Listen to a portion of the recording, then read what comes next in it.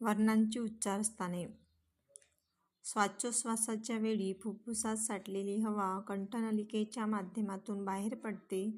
जेव्हा आपली वर्ण उच्चारण्याची इच्छा होते तेव्हा फुफ्फुसामधून बाहेर पडलेल्या हवेमुळे कंठनलिकेमधील ध्वनिरज्जूवर ताण निर्माण होऊन त्या ठिकाणी ध्वनी किंवा कंप निर्माण होतो.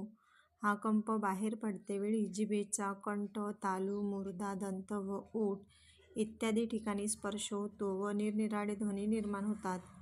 ध्वनींचा संबंध कंठ, तालू, मूर्धा, दंत व ओष्ठ या 5 अवयवांशी होतो. तोंडावाटे ध्वनी बाहेर पडताना तोंडामधील ज्या भागाचा स्पर्श जास्त होतो त्या अवयवाचे नाव त्या ध्वनीला देण्यात आले आहे.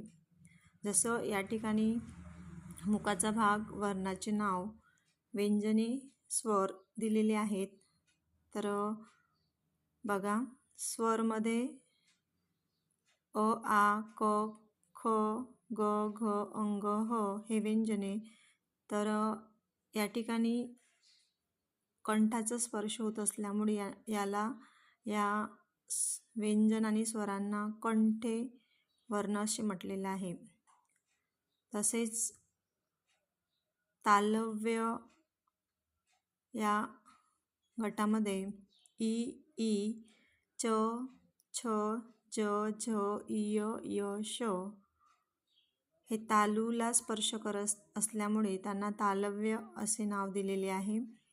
त्यानंतर ऋ, ट, ठ, ड, ढ, न, र, स, क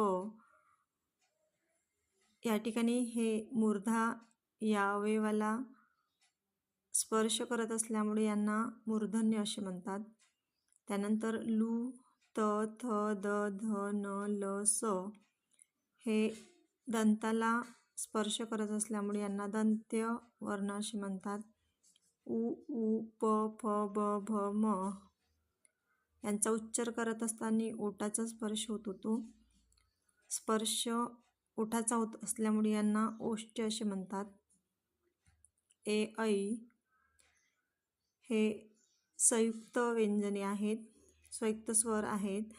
कारण कंठ प्लस तालू या ठिकाणामध्ये यांचा स्पर्श होत असल्यामुळे यांना कंठ तालव्य असे म्हणतात.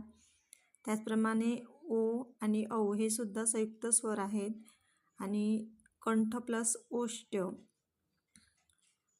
अशा पद्धतीने या ठिकाणी स्पर्श करत असल्यामुळे यांना कंठोष्ठ्य असे म्हणतात. व दंत प्लस ओष्ठ त्यामुळे याला दंतोष्ठ्य असे